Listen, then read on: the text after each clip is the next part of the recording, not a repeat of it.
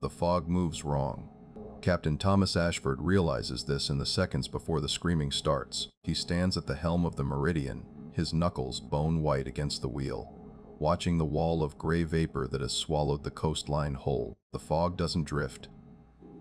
It doesn't roll. It pulses, breathing in and out like the chest of some massive sleeping thing. The temperature has dropped 20 degrees in as many minutes. His breath comes out in thick clouds that hang suspended before his face, refusing to dissipate in the windless air. The ocean beneath the hull has gone mirror smooth, black as volcanic glass, reflecting nothing. No moonlight penetrates the fog.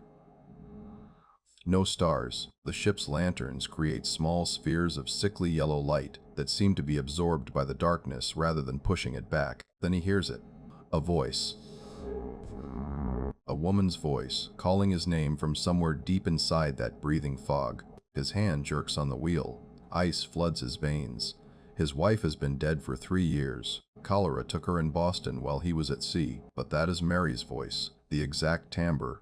The specific way she pronounced the thirds with her tongue against her teeth. The slight Irish lilt she never quite lost. Thomas, come here. Behind him, the deck explodes into chaos. First mate William Garrett is running. Actually running toward the starboard rail. His face twisted into an expression of desperate joy. Catherine. He's shouting, Catherine, I'm coming. Garrett hits the rail at full speed. His momentum carries his torso over the edge. His boots leave the deck. Ashford abandons the wheel, lunges forward, catches Garrett's coat with both hands. The fabric tears but holds. Garrett is hanging over the black water, arms outstretched toward the fog, reaching for something Ashford cannot see. The first mate is sobbing deep, wrenching sounds of grief and longing. She's right there. Let me go. Let me go to her. 3 more sailors are at the port rail now, leaning out, calling names into the fog. Papa. One screams. I see you, Papa. Wait. The voices from the fog multiply. They come from every direction now. Behind, from below the waterline, from the air above the masts. Men's voices. Women's. Children's. Each one calling to someone aboard the Meridian. Each one perfectly calibrated to break a specific heart. Ashford hauls Garrett backward with strength born of pure terror. They crash together onto the deck. Garrett fights him, clawing at his face, trying to get back to the rail. Then the fog touches the ship. It spills over the bow like liquid, like milk, like something alive. Where it touches bare wood, frost spreads in crystalline patterns. Where it touches rope, the fibers contract and snap with sounds like breaking bones. A sailor named Dutch stumbles backward out of the fog. His face gone slack with shock. His lips are moving, but no sound comes out. His eyes have rolled back to show only whites. He takes 2 more steps, then collapses. The fog is inside the ship now, filling the deck, rising toward the masts, and the voices are so loud they seem to be coming from inside Ashford's own skull. His wife's voice, closer now, intimate as a whisper in bed. Why did you leave me to die alone? Start to move toward the rail. A sound cuts through everything else. Not a voice. A call high and ululating, like whale song filtered through broken glass. It comes from directly beneath the ship. The hull shudders. Every lantern on deck flickers and dies at once. In the absolute darkness that follows, something large begins to move through the water below. The deck lurches. The year 1844 belongs to expansion and ambition. America pushes ever westward, driven by the doctrine of manifest destiny that declares it the nation's God-given right to spread from Atlantic to Pacific. Telegraph lines are beginning to connect the eastern cities in a web of instant communication that feels, to those who witness it, like sorcery. Clipper ships race across oceans, each one trying to break the speed records of its predecessors, driven by captains who stake their reputations and fortunes on arriving first. The California coast remains largely unmapped, inhabited by indigenous peoples and a handful of Spanish missions slowly crumbling into ruins. The territory north of San Francisco, where redwood forests meet the Pacific and walls of fog and stone, is considered the edge of the known world. This is a time when the ocean still holds dominion over men's imaginations.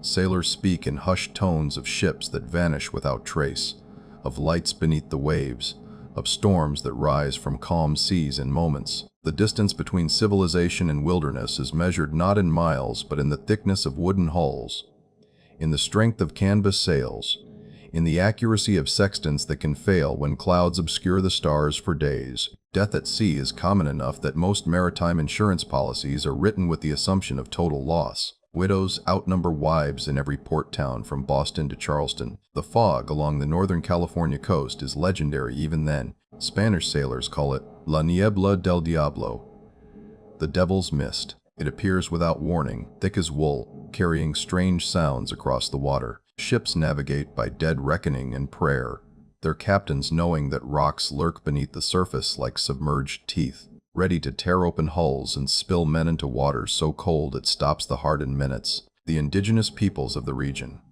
the Yurok, the Tolowa, the Wiyot, tell stories about what lives in that fog. They speak of the Woj, spirit beings from the time before humans, creatures that sometimes take physical form.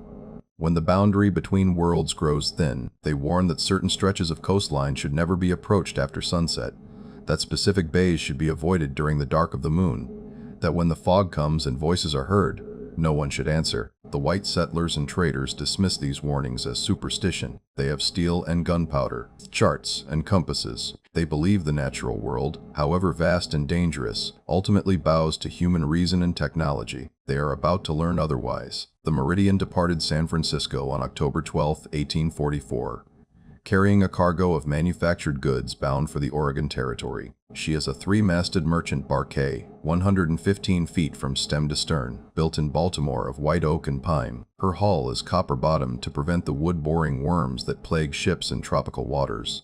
Though she rarely ventures that far south, she is fast, well-maintained, and considered lucky by the sailors who crew her. In her 5 years of service, she has never lost a man to an accident or storm.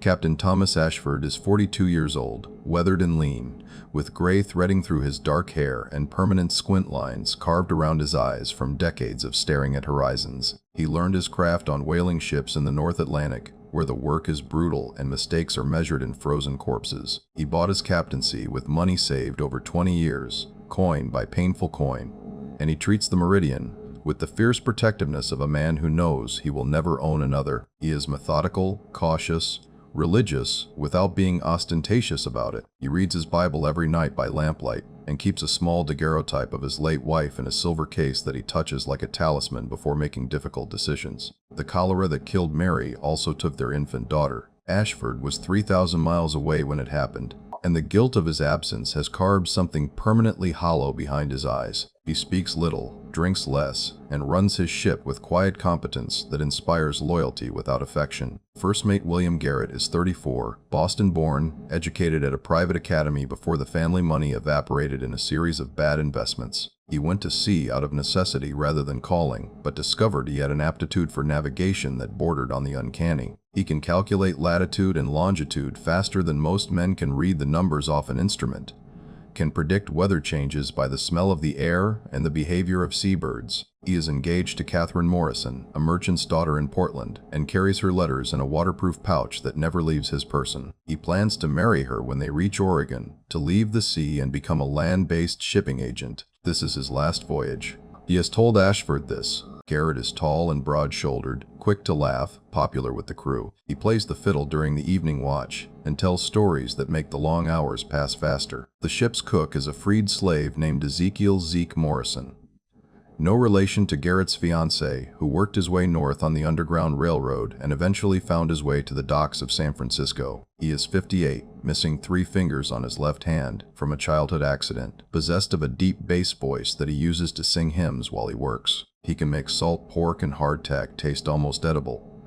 can stretch provisions further than seems possible, keeps his galley spotlessly clean despite the constant motion of the ship. He reads and writes, which makes him unusual among the crew, and keeps a journal in careful, measured script. He believes he has been called by God to witness and record, though he is not entirely sure what he is meant to witness. He has survived things that should have killed him: the brutality of slavery, the dangerous journey north, a bout of pneumonia that left him unconscious for a week, and he moves through the world with the careful awareness of a man who knows how quickly everything can be taken away. The crew numbers 18 men total, a mix of experienced sailors and green boys on their first real voyage. Among them is Johann Decker, called Dutch, despite being from Bremen, Germany. He is 26, powerfully built, illiterate but brilliant with rope and sailcloth, able to splice and repair rigging in conditions that would baffle most men. There is Samuel Yates, a 19-year-old from a Connecticut farm family,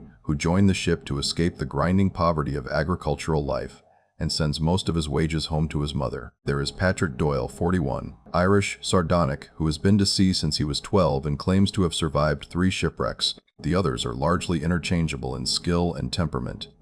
Hard men doing hard work for meager pay, bound together by shared danger and the peculiar intimacy that develops among those who live in constant proximity. Their cargo is valuable but not extraordinary.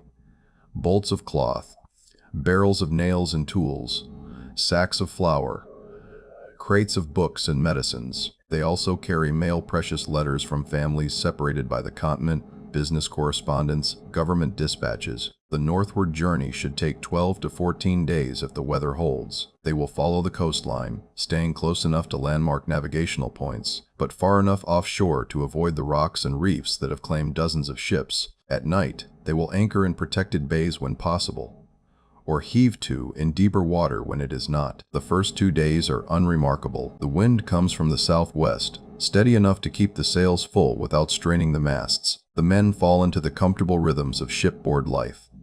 4 hours on watch, 4 hours off.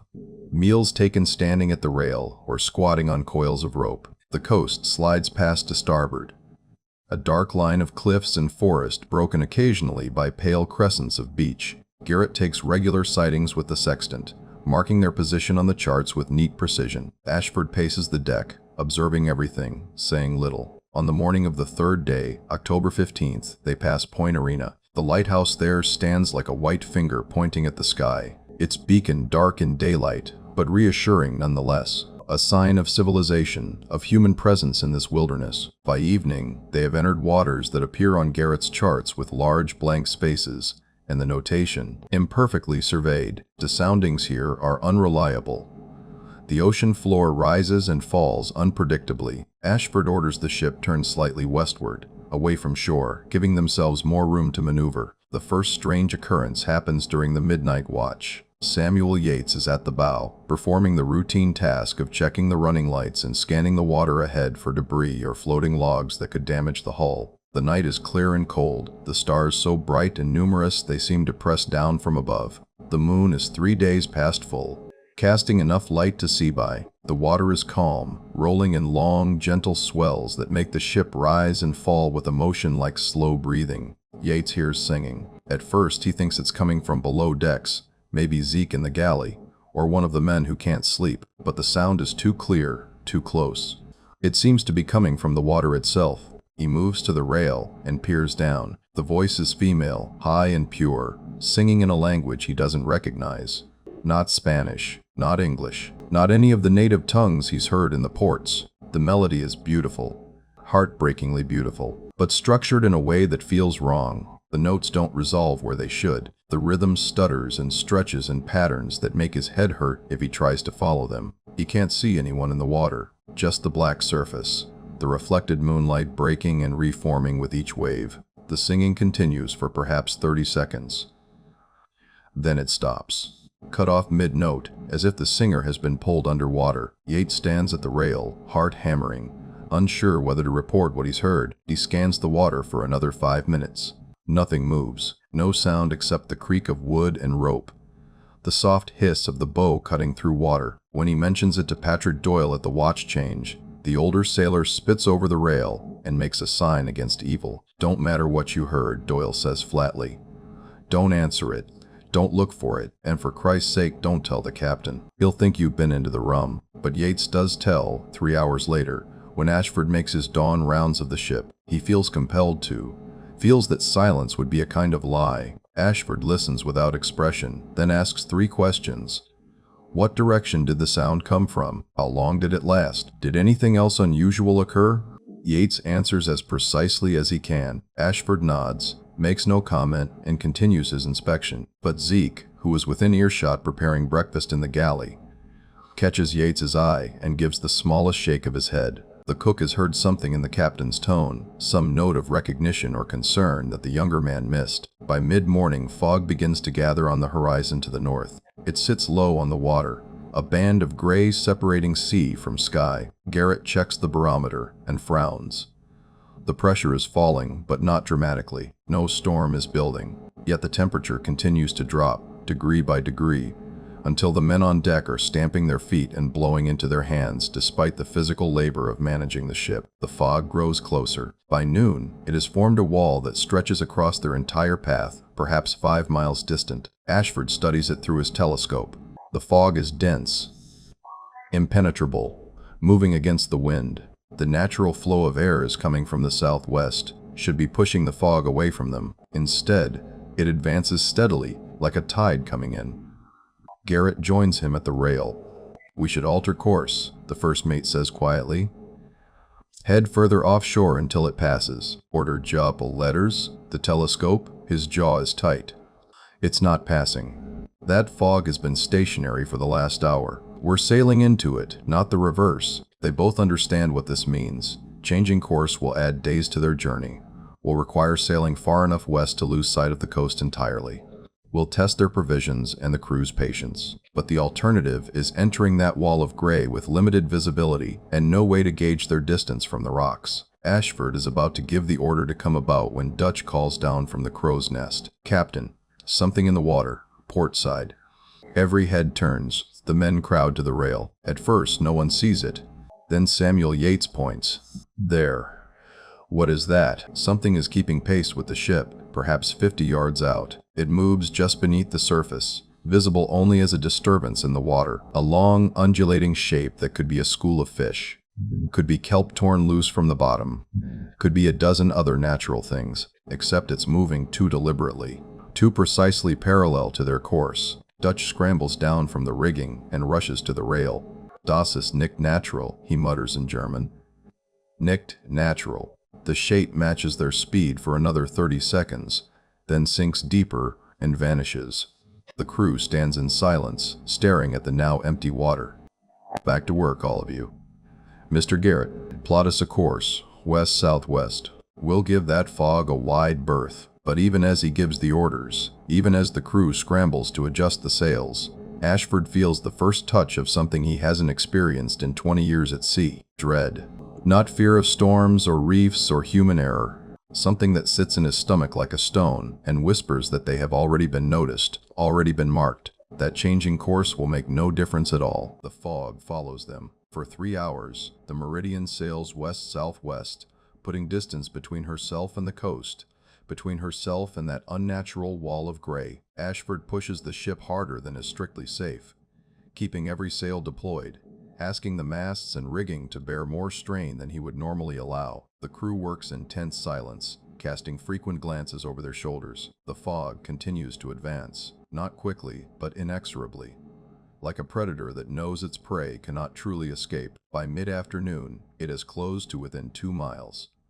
By 4 o'clock, 1 mile. The temperature has dropped to just above freezing. Ice begins to form on the rigging, on the rails, on every surface exposed to the air. The men's breath comes in thick plumes. Zeke brings hot coffee from the galley, laced with rum despite Ashford's usual prohibition, and no one comments. The sun vanishes behind the fog wall at 5:30, or darkness should still be an hour away, but the light dies prematurely, strangled by that advancing gray mass. Ashford orders every lantern lit, every lamp burning. The Meridian becomes a small constellation of yellow lights against the gathering dark. At 6 o'clock, the fog reaches them. Doesn't roll over the ship so much as envelope it, condensing out of the air itself, forming first as a thin haze that makes the masts seem to fade and shimmer, then thickening with horrifying speed. Visibility drops from miles to yards to feet in the span of minutes. Orders the sails reefed, the ship brought nearly to a halt. They cannot navigate blind. They will heave to and wait for it to pass, will ride it out with minimal forward movement, trusting to the depth of water beneath them and the distance they've put between themselves and the coast. It's a sound strategy. It should work. Garrett takes a position at the bow with a lead line, calling out soundings every few minutes to ensure they're not drifting into shallower water. 20 fathoms, 22 fathoms, 21 fathoms. The fog muffles sound in strange ways. Voices carry oddly. Sometimes too loud, sometimes barely audible even from a few feet away. The lantern light reflects back from the water droplets suspended in the air, creating halos that seem to pulse and shift. Every man feels isolated despite being surrounded by shipmates, each one alone in his small sphere of dim light. The first voice comes at 6:45. Patrick Doyle is securing a line near the mainmast when he freezes, head cocked, listening. Then he calls out, "Who's singing?" The other men pause in their work. Listen. Someone is singing. A woman's voice, distant and mournful, singing what sounds like a lullaby. The words are indistinct, lost in the fog, but the melody is clear enough. Several of the men recognize it. An old Irish song that mothers sing to quiet, crying children. Who brought a woman aboard? Someone asks. The singing stops. Ashford's voice cuts through the growing unease. Ignore it. It's an auditory effect of the fog. Sound carries strangely in conditions like these. We're likely hearing something from shore, distorted by distance and atmosphere. His explanation is rational, scientific, and absolutely no one believes it. The coast is miles away. No sound could carry that clearly across open water. The singing continues, moving around the ship in a slow circle. Other voices join it.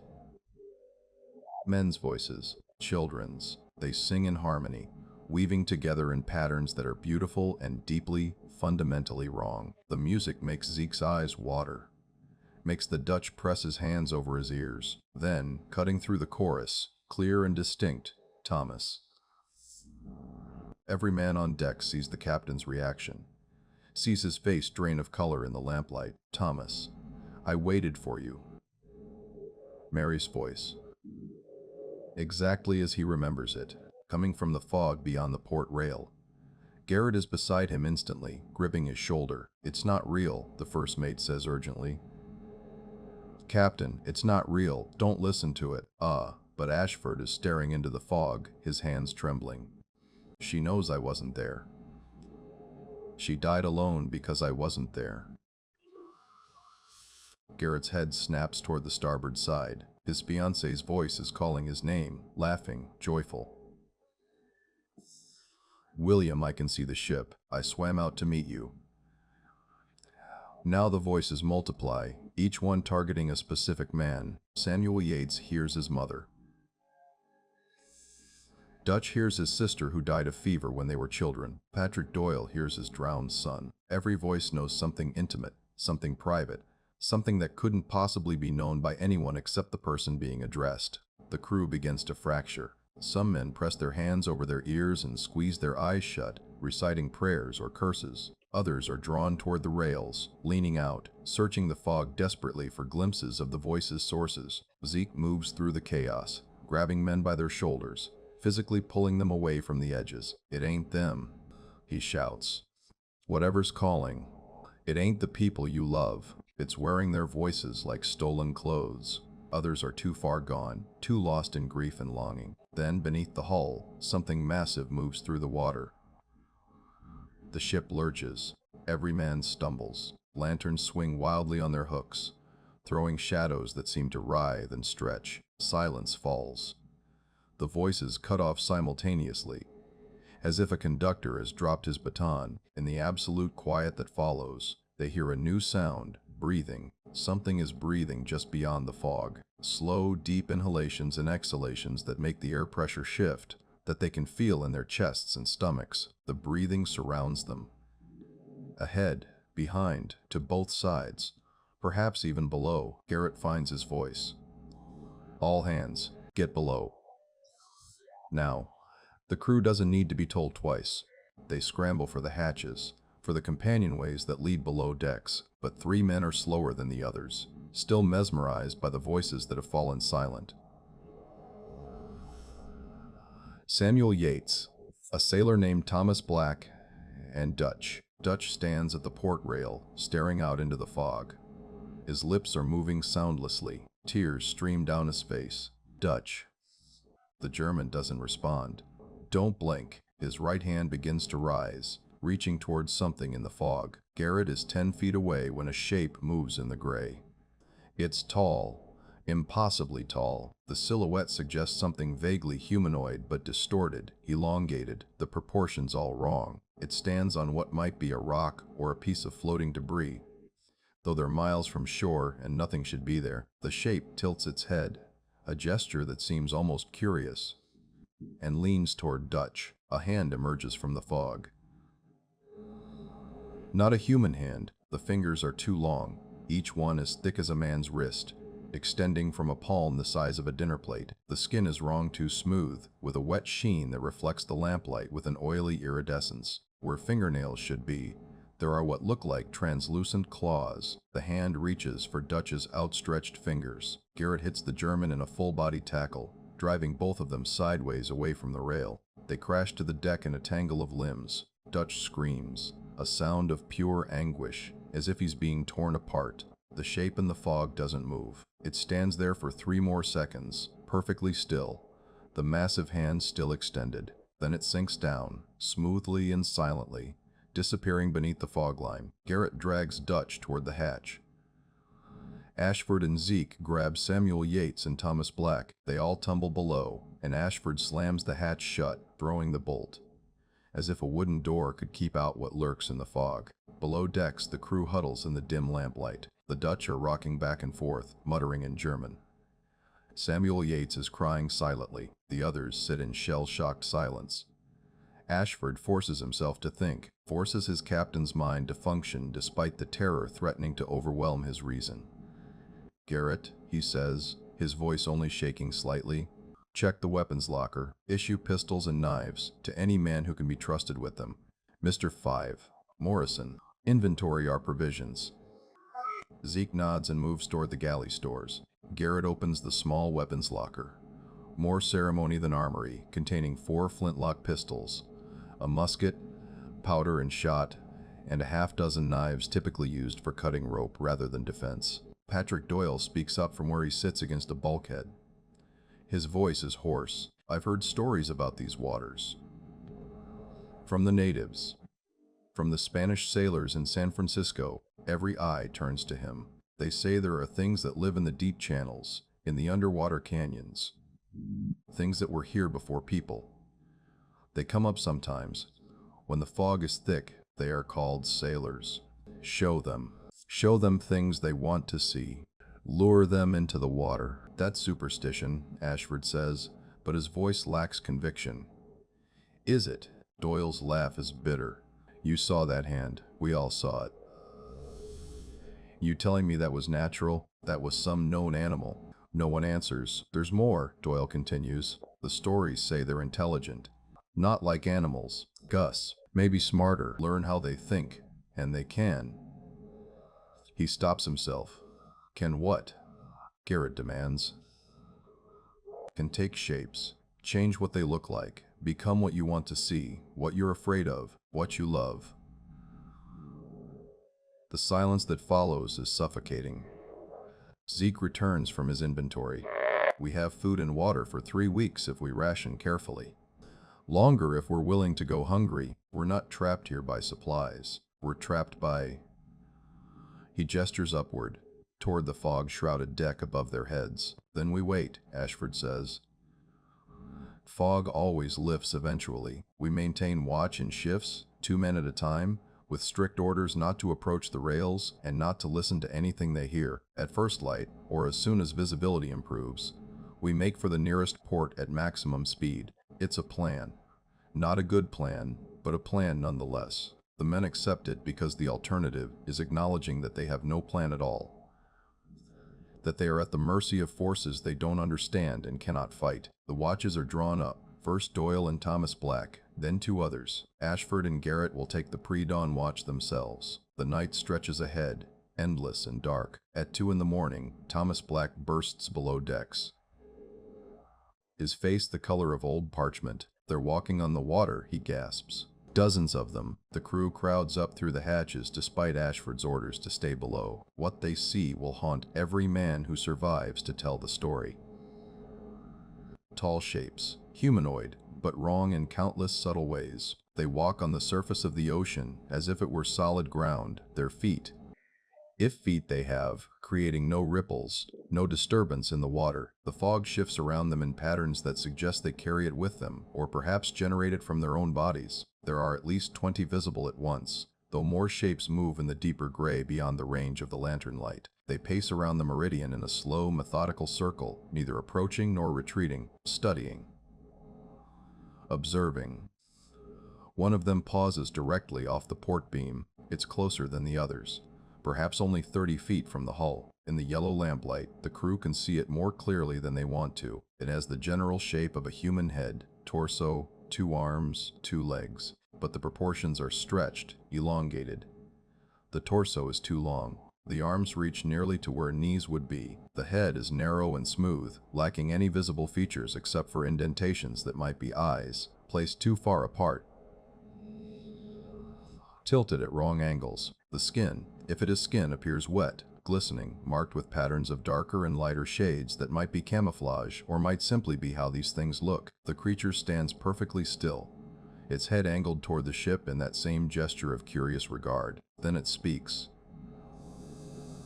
Not with Mary's voice this time. With Ashford's own voice, his own words, spoken 3 years ago beside a grave in Boston. I should have been there. God forgive me. I should have been there. Ashford makes a sound like he's been punched in the stomach. The creature tilts its head the other direction, an almost playful gesture, and repeats his words back to him with perfect inflection, perfect anguish. Then it turns and walks away across the water, dissolving into the fog. Samuel Yates begins to pray aloud. Others join him. The Lord's Prayer, said in desperate unison, a fragile barrier of familiar words against the incomprehensible. Dutch suddenly lurches to his feet. Before anyone can stop him, he runs to the rail and vomits over the side. He stays there, leaning against the wood, breathing hard. They're testing us, Zeke says quietly, seeing what breaks us, seeing how we react. The cook shakes his head. I don't think they want anything we'd understand. I think we're interesting to them. Like how a child pokes at an anthill to see what the ants do. Or, Patrick Doyle adds grimly, like how a cat plays with a mouse before killing it. No one sleeps for the rest of the night. The crew remains on deck, armed with their pitiful weapons, watching the shapes circle endlessly through the fog. The creatures never come closer than 30 feet. Never speak again. Just walk their patient circuit, radiating an alien intelligence that is somehow more terrifying than mindless hunger would be. At some point, no one is sure exactly when. The walking stops. The fog remains, but the shapes have vanished. False dawn comes at 5:30, true dawn at 6:15. The sun should rise at 6:43, according to Garrett's calculations. 6:43 comes and goes. The fog doesn't thin. The light doesn't strengthen. The world remains locked in gray twilight, neither night nor day. Time begins to feel unreliable. Minutes stretch. Hours compress. The ship's chronometer continues ticking, but the crew begins to doubt its accuracy. Perhaps they've been in the fog for days, not hours. Perhaps only minutes, or databalls. The usual rhythms of shipboard life, meals, watches, work, begin to blur and lose meaning. Ashford makes a decision. They cannot stay here, suspended in this gray prison, waiting for whatever comes next. They will sail. They will pick a direction, any direction, and move, trusting to luck and God and the depth of water beneath their keel. Make ready to get underway, he orders. Full sail, due south. South, Captain, Garrett questions. That takes us parallel to the coast. Yes, and toward San Francisco, toward civilization and help. If we sail west, we could miss the entire continent. We go south, fast as the ship can move. The crew scrambles to comply, grateful for action, for purpose, for anything except standing still while the fog and the things in it circle closer. The sails drop. Fill with a wind that comes from no consistent direction, the meridian begins to move, picking up speed, the bow cutting through the mirror-smooth water. For an hour, it seems like the right decision. They're moving, escaping. The fog streams past. And even though visibility remains minimal, the sensation of forward progress restores something like hope. Then the voices return. But these aren't the sweet, luring voices from before. These are screams, cries for help. The sounds of people drowning, thrashing in the water, calling desperately for rescue. "Help me, please, I'm going under. Someone, anyone, throw a line." "Can't." The voice cuts off in a gurgling choke. The crew knows, intellectually knows, that these aren't real, that nothing human could have survived in these freezing waters. But the sounds trigger every rescue instinct trained into sailors from their first days at sea. You don't ignore someone drowning. 3 men rush to the rails, preparing to throw lines, before Ashford and Garrett can stop them. "Stand fast." Ashford roars. "That's an order." No one goes to the rails. "But Captain, they're trying to get us into the water." "Can't you see that?" The screams continue, growing more desperate, more convincing. Children's voices now, calling for their mothers. Elderly voices. Dutch is the first to break. He grabs a coil of rope and runs to the starboard rail. "I can't just listen to them die. I can't." Garrett tackles him for the second time in 12 hours. They go down hard. Dutch is stronger, panicked, fighting with the desperate strength of a man whose mind has fractured under strain. It takes 3 sailors to hold him down while Zeke finds rope to bind his hands. "Lock him below," Ashford says, his voice heavy with defeat. For his own safety, they drag Dutch toward the hatch. As they pass the mainmast, the German looks directly at Ashford. His eyes are wild, but also knowing, also aware. "They're in my head," he whispers. "Captain." "I can feel them in my head. They're learning.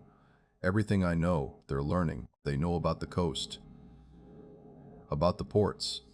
Then he's gone, hauled below by men who try not to think about what he said. The screams from the water continue for another 20 minutes. Then they stop, replaced by something worse. Laughter. Children's laughter. Playful.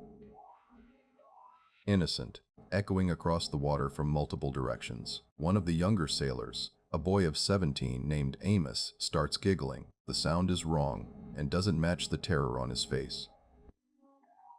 He's trying to stop, but can't. The laughter coming from his throat doesn't belong to him. "It's in me," he chokes out between forced giggles. "It's making me." His eyes roll back. When he opens them again, they're tracking wrong, unfocused, like he's looking at 2 different things simultaneously. When he speaks, his voice is layered, his own voice, and something else beneath it. Speaking in unison. "How strange you are. How fragile. How do you survive, being so easy to break?" Zeke steps forward with a heavy wooden spoon from the galley. "Forgive me, boy," he says, and cracks Amos across the temple. The young sailor drops. Whatever had been speaking through him releases its hold. He'll wake in an hour with a headache and no memory of what he said. Patrick Doyle voices what everyone is thinking. "They're getting bolder. Coming closer, getting inside us." "How?" Garrett demands. "How are they doing this?" "Does it matter?" Ashford's face is haggard. "We need to get out of this fog. Now. At any cost." He orders more sail deployed, pushing the ship to her limits. The Meridian leaps forward, her hull shuddering with the strain, rigging creaking in protest. The fog flows past faster, thicker, like they're sailing through liquid smoke. Then, directly ahead, a shape looms in the gray. Another ship. Dead in the water, sails hanging in rags. The hull listing to starboard at a dangerous angle. Hard to port. Ashford screams. Garrett throws the wheel over. The Meridian heels sharply, angling away from the derelict. They pass within 50 feet of her stern. In the brief moment of proximity, the crew sees everything they need to see. The name on her transom. August.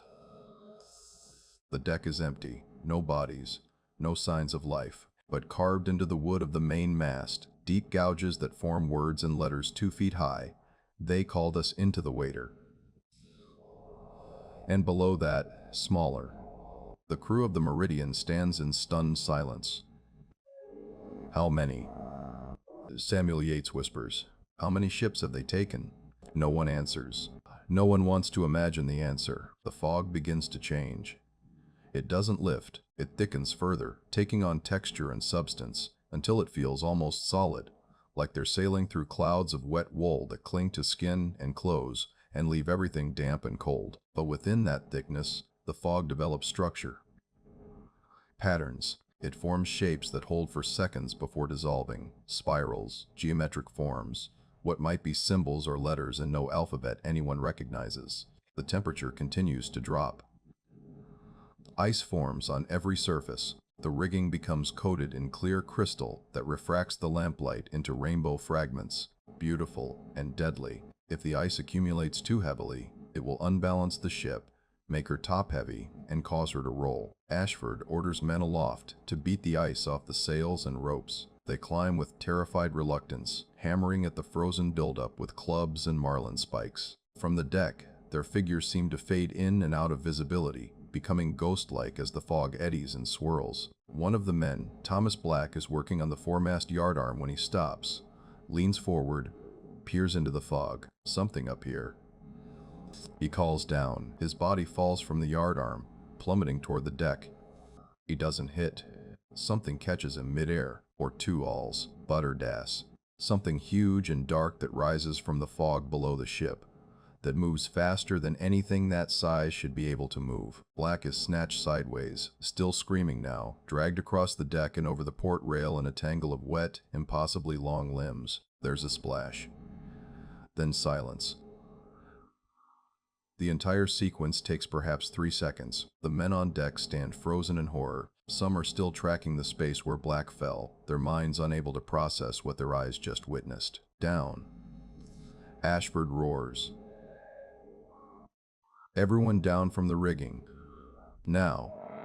The remaining men in the masts scramble to descend, sliding down ropes rather than climbing, some simply dropping the last 10 feet to the deck and landing hard. Garrett runs to the port rail, leans over, searching the water for any sign of Black. Something rises to meet him. A face. The features are exact, down to the scar on his left cheek. Crooked front tooth, but the eyes are wrong. They don't blink, they don't focus on anything. They just stare, empty and knowing, from something that wears Black's face like a mask. The thing opens Black's mouth.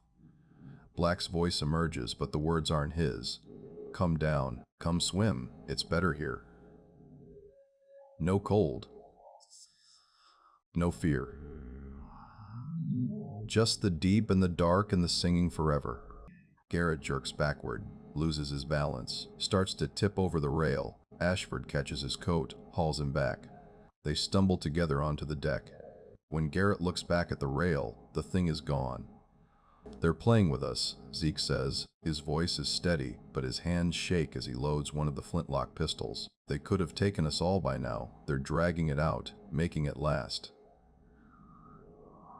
Kala jests, frying openly now, beyond shame or pride. What did we do? What do they want from us? Entertainment, Patrick Doyle suggests darkly. Or maybe they're just hungry, and fear makes the meat taste better. Enough. Ashford's command voice, honed by decades of leadership, cuts through the spiraling panic. Every man below decks immediately. We're battening down completely, sealing every hatch, every porthole, every opening. We make this ship a fortress, and we wait for them out. Ashford doesn't answer. He doesn't need to. They all know there's no if. Prue scrambles to comply. Hatches are sealed and barred from inside. Storm shutters are lowered over the small windows. Every opening through which something might enter is blocked, nailed, reinforced. They gather in the ship's common area, a space perhaps 20 feet by 15, lit by 3 lanterns that cast more shadow than light. 18 men, minus Dutch, who remains bound in a small storage compartment, minus Thomas Black, who is gone. 16 souls trapped together in a wooden box surrounded by things that hunger for them. The ship continues to move through the fog, but without anyone at the wheel to guide her. She's simply drifting now, carried by current and the ghost of her last heading. For perhaps 10 minutes, there's silence, except for the creak of wood, the splash of water against the hull, the sound of men breathing too fast, too shallow. Then the knocking begins, soft at first, polite almost. Tap, tap, tap against the hull, below the waterline. The knocking moves along the side of the ship, methodical. Testing. Tap, tap, tap, pause. Tap, tap, tap, like someone walking the length of the vessel, rapping their knuckles against the wood at regular intervals. Or two, the sound reaches the bow. Stops. Returns toward the stern on the other side. They're looking for weak points, Garrett whispers. Places where the hull is thin or damaged. The knocking continues, persistent, patient. Then it stops. A different sound begins, scratching. The high, thin squeal of something hard being dragged across wood. It starts at the waterline and moves upward, toward the deck. Whatever is making the sound is climbing the side of the ship. Multiple people. The scratching comes from every direction, as if a dozen or more of the creatures have attached themselves to the hull and are ascending simultaneously. Soft thuds from above. They've reached the deck. They're walking around up there, moving with purpose. They're footsteps. If footsteps they are. Then tap, tap, tap on the main hatch. Pause. 3 more knocks. A voice. Mary's voice calls from above, muffled by the sealed hatch. Thomas. Let me in, please. I'm so cold out here. Let me in and I'll forgive you. I'll forgive everything. Ashford closes his eyes. Tears run down his face. It's not her. It's not, Catherine. Garrett is standing now, moving toward the hatch, his face slack with desperate hope. Catherine, how did you get here? How did you find the ship? Zeke and Doyle grab him, hold him back. William, please. There's something out here. Something in the fog. You have to let me in. It's getting closer. William, please, I'm so scared. Garrett fights the men holding him. Let go. I know her voice. We have to. The voice changes. Becomes something that sounds like Catherine's voice played backward, distorted, wrong. Let me. Garrett goes limp in his captor's arms. The thing on the deck drops the pretense. It begins pounding on the hatch. Massive blows that make the wood groan and crack. The metal hinges start to bend. All around the sealed ship, the assault begins in earnest, pounding on the hull. Scratching at the shuttered windows, something large and heavy slams into the side of the vessel with enough force to make her list. The men huddle together in the center of the room, clutching their pathetic weapons. Pistols with 4 shots total, knives, a few belaying pins, a harpoon that Zeke grabbed from the storage locker. Water begins to seep through the deck planks above. Not much, just a few drops at first, then a thin stream. The creatures aren't trying to break in through the wood. They're making the wood break itself, forcing water through the seams, exploiting every tiny gap. Patrick Doyle lifts his pistol, aims it at the hatch where the pounding continues. His hand shakes so violently he can barely hold the weapon. A voice speaks from the storage compartment where Dutch is bound. But it's not the Dutch's voice. It's the layered, inhuman voice that had spoken through young Amos. Why do you resist? You cannot win. You cannot escape. Your wood is weak. Your flesh is so fragile. Shut up. Someone screams. Shut up, shut up, shut up. The voice laughs. It's a terrible sound. We have been here for such a long time. Before your kind walked upright. Before you learned fire, we watched your ancestors crawl from the sea and we laughed then too. You think you've conquered the world with your ships and your cities. But the deep is still ours. The fog is still ours. And when you venture too far from your safe harbors, you belong to us. You belong to us. The pounding intensifies. A section of the deck begins to splinter. Long cracks spread from the point of impact. We fight our way to the boats. We cut the longboats loose and row. All row where? Garrett asks. We don't even know which direction the shore is. I'd rather die trying to reach land than trapped in this box.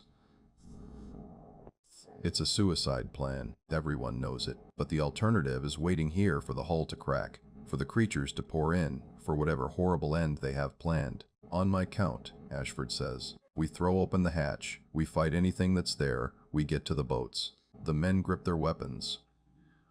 Nod. Some pray. Some simply stare with the empty eyes of those already dead. 1. 2. Garrett and Doyle throw back the bolt and heave the hatch open. The fog pours in like liquid, like smoke, like something alive. And behind it, emerging from the gray, they come. The creatures are fully visible now, having abandoned any pretense at hiding or deception. There are at least a dozen on the deck, possibly more. In the lamplight, the crew finally sees them clearly. They are tall, 7, perhaps 8 feet, humanoid but stretched, distorted. The skin is the color of deep water, mottled with patterns of black and gray and sickly green. The heads are narrow, smooth, with those wide-set indentations that might be eyes, might be something else entirely. No nose. No mouth visible. Though they must have mouths to make the sounds they've been producing, the arms are disproportionately long, ending in those massive hands with their translucent claws. The legs are digitrade bent backward at what would be the knee on a human, suggesting they're equally comfortable on land or in water. But worst are the eyes. When lamplight hits them right, when the angle is correct, you can see into those socket indentations, and inside, darkness. Not the darkness of an animal's pupil. Absolute darkness. Darkness that seems to pull at the light around it. That suggests depths and distances that shouldn't exist within a skull. One of the creatures tilts its head, that now familiar gesture, and reaches toward the hatch. Ashford fires his pistol directly into its center mass. The gunshot is deafening in the enclosed space. Or two, the ball strikes true, impacts the creature's chest, and nothing. The bullet passes through, or is absorbed, or simply ceases to matter. The creature doesn't even flinch. It leans its head into the opening, those void eyes studying the men below with what might be curiosity or hunger or something entirely outside human understanding. Zeke steps forward with the harpoon, drives the iron point upward with all his strength. The harpoon enters where the creature's throat should be, punches through, emerges from what would be the back of its neck. The creature reaches up casually and pulls the harpoon out, then drops it on the deck where it lands with a clatter. "Oh God," someone whimpers. "Oh God, they can't be killed." The creature's skin ripples, changes. For just a moment, it wears Thomas Black's face. His body, standing there as perfect and whole, as if he'd never been taken. Then it shifts again, and it's Mary Ashford standing in the hatchway, looking down at her husband with eyes full of love and forgiveness and inhuman emptiness. "Thomas," it says in her voice, "come to me." Ashford's pistol drops from his hand. He takes a step toward the hatch. Zeke hits him, a solid right hook that snaps the captain's head to the side and sends him sprawling. The merry thing laughs, that awful layered laugh, and begins to descend the ladder into the compartment below. "Back." Garrett screams. Everyone back. The crew retreats into the ship's interior, through narrow passages, down another companionway, into the hold where the cargo is stored. It's darker here, only 2 lanterns, and the space is cluttered with crates and barrels that offer places to hide, but also impede movement. Behind them, they can hear the creatures following, moving through the ship with leisurely confidence. They're not rushing. They don't need to. The crew reaches the aft section of the hold, the furthest point they can retreat to. There's nowhere else to go except into the ship's bilge. And that's just water and filth and slow death. They turn to make their stand, these 16 men with their useless weapons, facing things that cannot be hurt and cannot be reasoned with. The creatures emerge from the darkness. 4 of them. 5. 6. More behind, just shadows in the gloom. One step forward, leading. It speaks in his voice. "We have learned much from you. Your language. You are such interesting creatures. So complex inside, so many layers of memory and dreams and love and trauma. We enjoy exploring those layers. What do you want?" Ashford's voice is hoarse. The side of his face where Zeke hit him is already swelling. "If we've trespassed on your territory, we apologize. We'll leave. We'll never come back. Just let us go." The Dutch thing considers this. Want. We want nothing you can give or refuse. You interest us. You respond to stimuli in entertaining ways.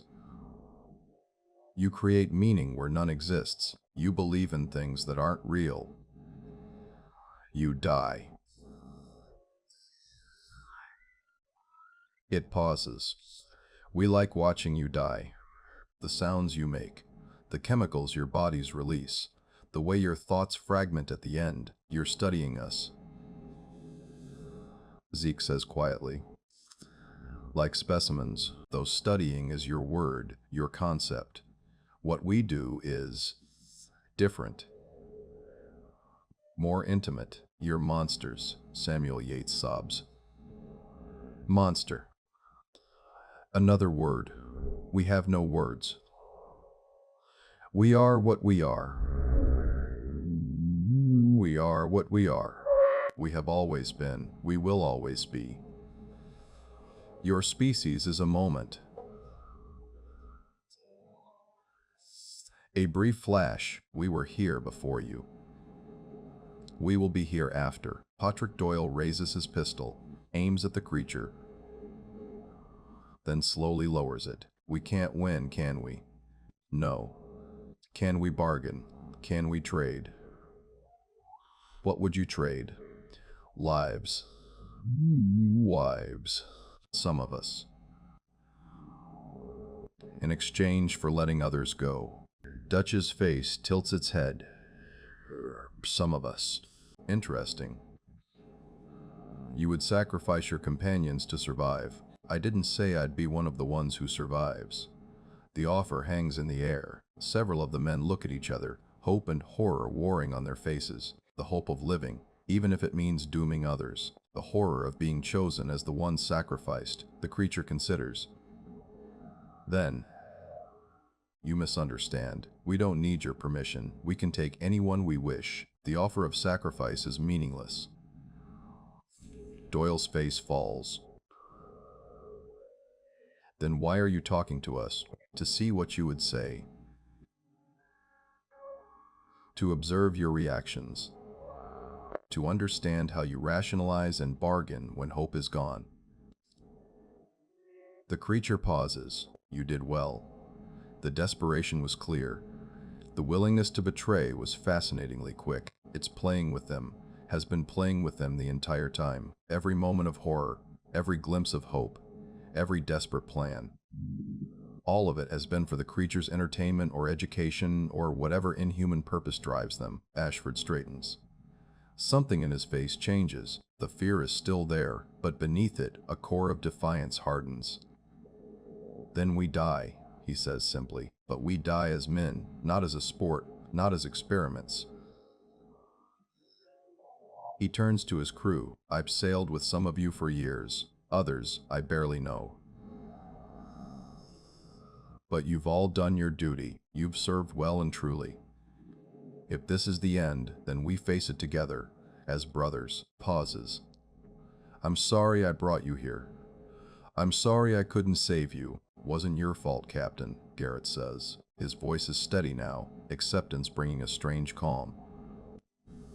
We all signed aboard of our own will. The creatures watch this exchange with what might be interesting. Then, from somewhere above, a new sound, a bell. Not the Meridian's bell, something else.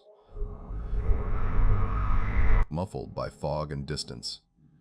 The creatures' heads all turn simultaneously, tracking the sound. The bell rings again. And again. A slow, measured cadence. A signal, the lead creature hisses. A sound like steam escaping under pressure. It speaks in a language that isn't human. A series of clicks and tones that hurt to hear. The other creatures respond. Then, as suddenly as they descended, they retreated, moving back through the hold, up the companionways, toward the deck. The crew stands in stunned silence, too shocked to even feel relief yet. What? Garrett begins. Quiet, Ashford whispers. Don't move. Don't make a sound. Seconds stretch into minutes. From above, they hear splashes. The creatures are leaving the ship, returning to the water. Ashford makes a decision. Stay here. I'm going up. Captain,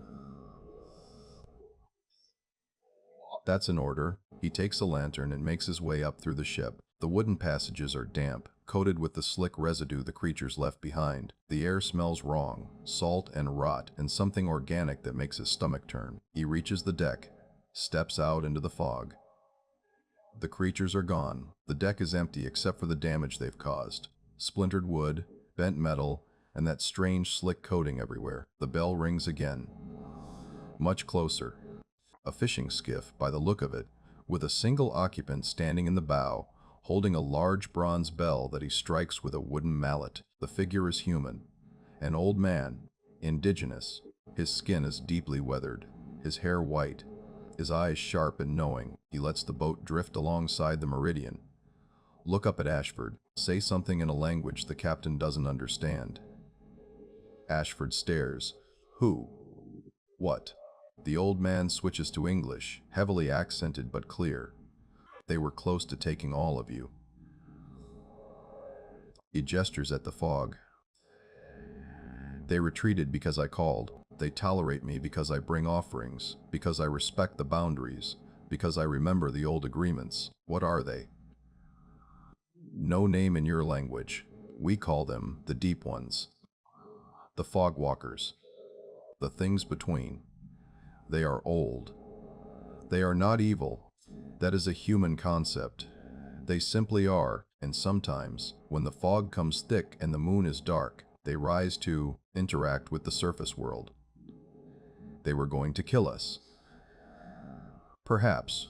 Or take you below, or keep you studying. They are curious about humans, about how your minds work. They experience existence very differently than you do. Time, space, thought, all different. Dopper. Why did they leave? Because I asked them to.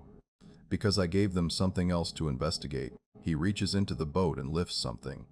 A large fish, still alive, thrashing, and because I reminded them that there are rules, older than your nation, older than the Spanish, older than my people, rules about the boundaries between your world and theirs.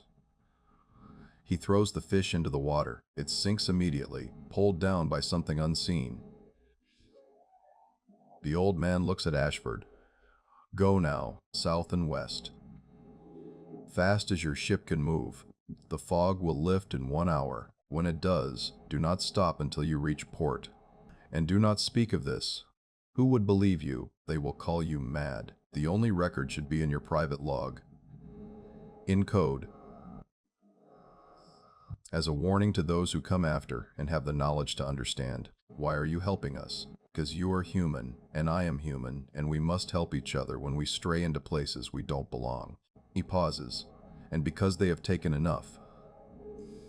The August wind last month, the pride of Cornwall 3 months before that. 2 fishing boats from my village in the spring. Enough. Can they be stopped? The old man laughs, but there's no humor in it. Stopped. No, they are vast. There are many. They exist in waters all over the world. But they can be discouraged. Reminded that humans are under protection, that there are powers on the land that they should not provoke, he begins to push his boat away from the meridian. Go now, your crew is alive, your ship is damaged but whole. Count that as the blessing it is. Wait, what's your name? The old man is already fading into the fog. His voice comes back, distant. Does it matter? Does it matter? I am a guardian. There are others. We watch. We remember. We maintain the boundaries as best we can. Then he's gone. Ashford stands alone on the deck, listening. The fog is already thinning. He can see stars. Actual stars appearing in gaps above. He goes below, finds his crew still huddled in the hold. Weapons ready, terrified but alive. It's over, he says. They're gone. Get this ship moving. Now, the crew doesn't ask questions. Doesn't demand explanations. They simply move, driven by the desperate need to get away from this place, these waters, these memories. The meridian is badly damaged but seaworthy. The deck is scarred and splintered. The rigging is a mess of broken lines and torn canvas. But the hull is intact, the masts are sound, and within 30 minutes, they have enough sail deployed to begin moving south. The fog lifts as the old man predicted. One moment it's thick as cotton, the next it's wisping apart, dissolving in the morning sun that rises over the coastal mountains to the east. The ocean is calm, empty. No sign of the creatures, just water, endless water, and the distant line of the coast. Garrett takes a sextant reading, plots their position on the charts. His hands shake so badly, he has to try 3 times before getting numbers he trusts. We're 70 miles north of San Francisco, he reports. If the wind holds, we can make port by tomorrow afternoon. Make it by tomorrow morning, Ashford says. I want speed. I want every scrap of canvas this ship can carry. The rigging screams under the strain. The hull shudders and groans, but the ship responds, leaping forward, flying across the water as if she knows she's running for her life. The crew works in silence. No one sings.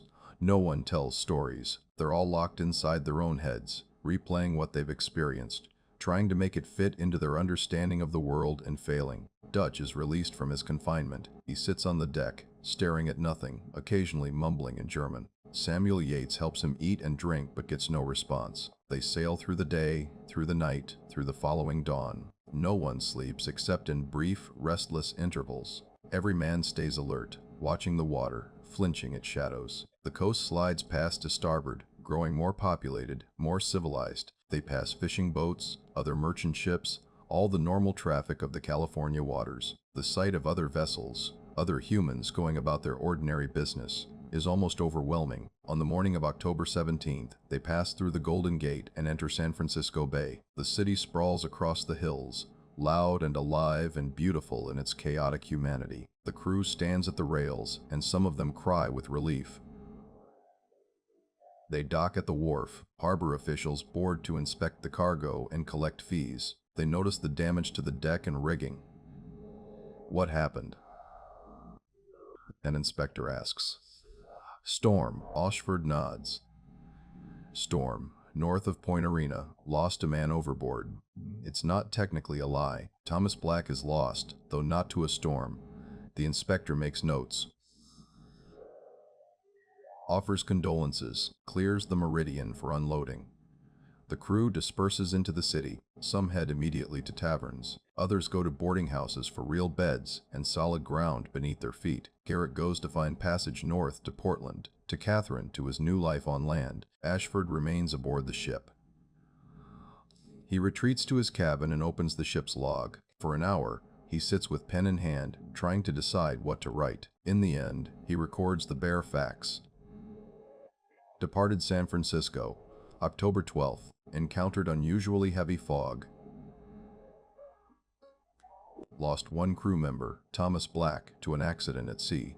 Arrived in San Francisco October 17th with cargo intact. Then, in smaller script, in the margin where it might be mistaken for a personal note rather than official record, he adds, to any captain who reads this log in future years, avoid the waters between Point Arena and Shelter Cove during the dark moon. If heavy fog descends and voices are heard, do not answer. Do not approach the rails. Seal the ship and wait for dawn. There are things in those waters that predate our understanding. The old stories are true. T.A. He blows the ink dry, closes the log, locks it in the strongbox where the ship's documents are kept. Then he opens the drawer of his desk and removes the daguerreotype of Mary. Looks at her face, the real face, not the terrible approximation the creature wore. I'm sorry, he whispers. I know I wasn't there. But I won't let what wears your voice make me forget who you really were. He kisses the silver case. Return it to the drawer. Later that day, Ezekiel Morrison visits the captain's cabin. He carries his journal, filled with neat handwriting. I wrote it all down, Zeke says. Everything that happened. Everything we saw. Future generations need to know. Someone needs to remember and warn others. Who will believe it? Ashford asks. Maybe no one, but it's the truth. And the truth matters, even when it's unbelievable. What will you do with it? Keep it safe. Copy it. Distribute the copies to those who might listen. Libraries, historical societies, maritime archives. Evil thrives in silence and forgetting. Whatever those things are, they rely on people not knowing, not believing, not preparing. I won't let them have that advantage. The Meridian never sails again. Captain Ashford sells her 2 weeks after returning to port. He claims the experience has aged him beyond his years, that he's lost his taste for the sea. The new owners renamed her the Elizabeth Gray and put her into coastal trade between San Francisco and San Diego, far from the northern waters. Thomas Ashford himself moves to Sacramento, opens a small mercantile shop, becomes a respected member of the community. He never marries again. He never returns to the ocean. On foggy mornings, neighbors report seeing him standing at his window, staring west, as if watching for something that might be approaching through the gray. He died in 1859, at age 57, of heart failure. Among his effects, his executor finds the silver case containing his wife's daguerreotype, the Meridian's final logbook, and a sealed letter addressed to whom it may concern. The letter describes, in careful detail, everything that happened in October 1844. It concludes, I do not know if these creatures can be destroyed or merely avoided. I do not know if they are natural beings from the depths we have not yet explored, or something else entirely. I know only that they exist, that they are intelligent, that they are dangerous. Future generations would be wise to remember this. The letter is filed away with Ashford's estate papers. It resurfaces briefly in 1923 when a maritime historian researching early California shipping discovers it in a Sacramento archive. He includes a brief mention in a footnote of his book, Lost Ships of the Gold Rush Era, but treats it as an example of superstitious accounts common among sailors of the period. William Garrett reaches Portland, marries Catherine Morrison, and establishes a successful shipping agency. He keeps his promise never to return to sea, but he does compile a private report on disappearances of ships along the Northern California coast between 1820 and 1850. The report lists 37 vessels that vanished with all hands in that 30-year period. All disappearances occurred during periods of heavy fog. All were in roughly the same geographic area. Garrett shares this report with other shipping agents and insurers, urging them to route traffic further offshore or to avoid the area entirely during certain times of year. Some comply. Others dismiss him as overcautious. Catherine finds his copy of the report in his office, along with a note. The sea has many mysteries. Some are not meant to be solved, only survived. Ezekiel Morrison lives to be 93. He became a prominent figure in San Francisco's free black community.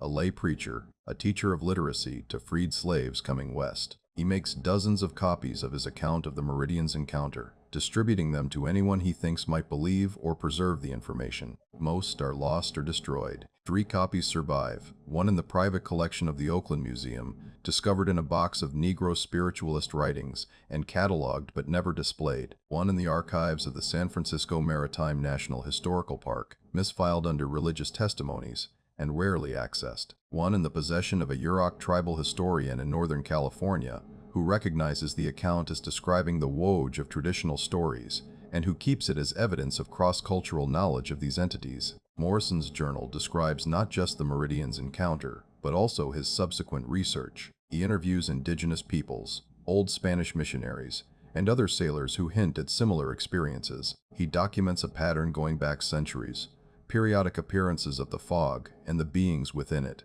always in the same general areas, always with the same behavioral patterns.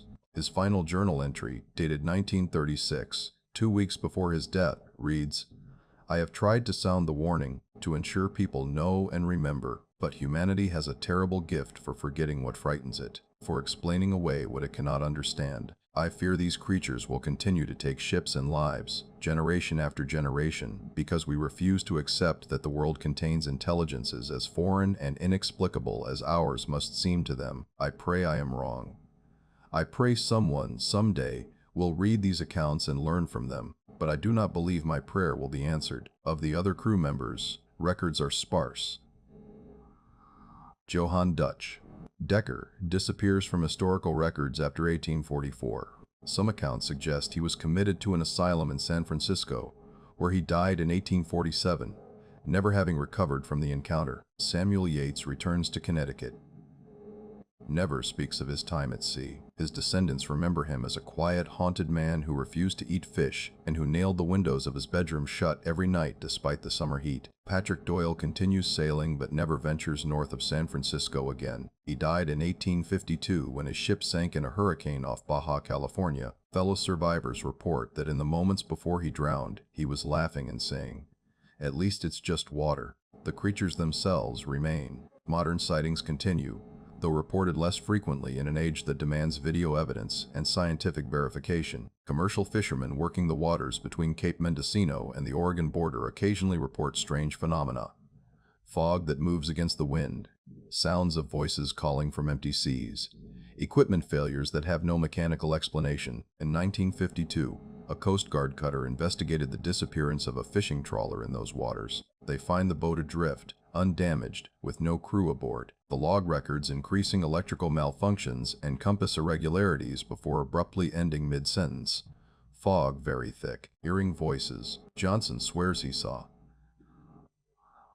In 1978, a marine biology research vessel operating off Cape Mendocino recorded unusual sounds on their underwater microphones.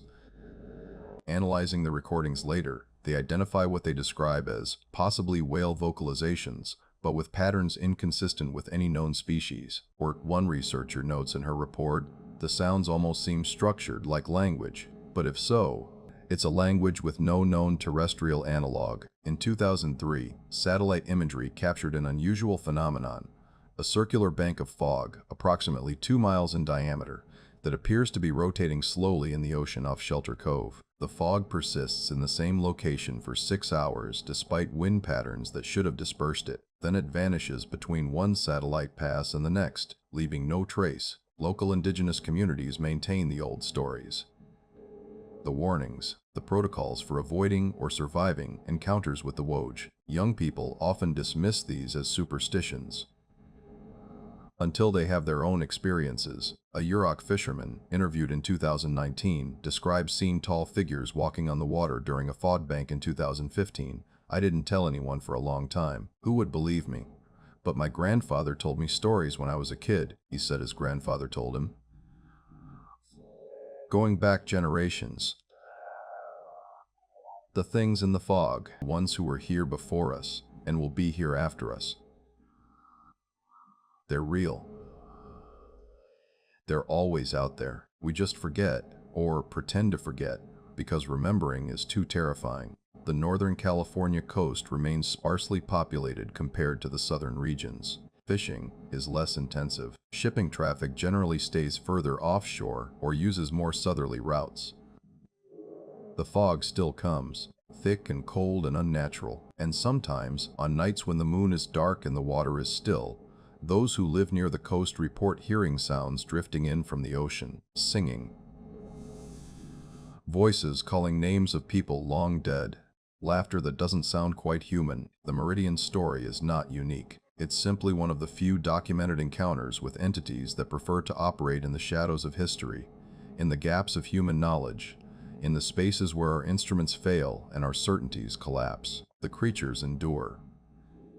Patient, curious, utterly alien, waiting in the deep channels and the underwater canyons where light never reaches, rising sometimes when conditions are right to study these strange surface dwellers who cross their domain in wooden boxes and metal hulls, to call them, to see what they will do. The final question remains, what do the creatures want? Are they scientists studying a fascinating but ultimately inferior species? Are they predators playing with their food? Are they something else entirely, operating on motivations so foreign to human psychology that we could never comprehend them, even if they tried to explain? No one knows. No one is living, at least, and the sea, vast and dark and keeping its secrets, offers no answers. Only the fog, and the voices that call from within it, and the shadows of tall figures, walking on water, patient as eternity. While the ship Meridian and her crew are fictional creations, disappearances of vessels in the waters off Northern California were indeed common in the mid-19th century. The indigenous peoples of the region do have traditional stories about entities in the fog and underwater beings. Whether these stories represent encounters with unknown species, misidentifications of natural phenomena, or something else entirely remains a matter of debate. The fog along that stretch of coastline is real, notoriously thick, and has claimed countless lives over the centuries. Sailors still speak, sometimes, in quiet voices after too much drink, about things they've seen that they cannot explain. Perhaps they are simply ghost stories, ways of giving shape to the very real fears of those who venture onto the hostile sea. Or perhaps, occasionally, the stories are trying to warn us of something we've forgotten how to see.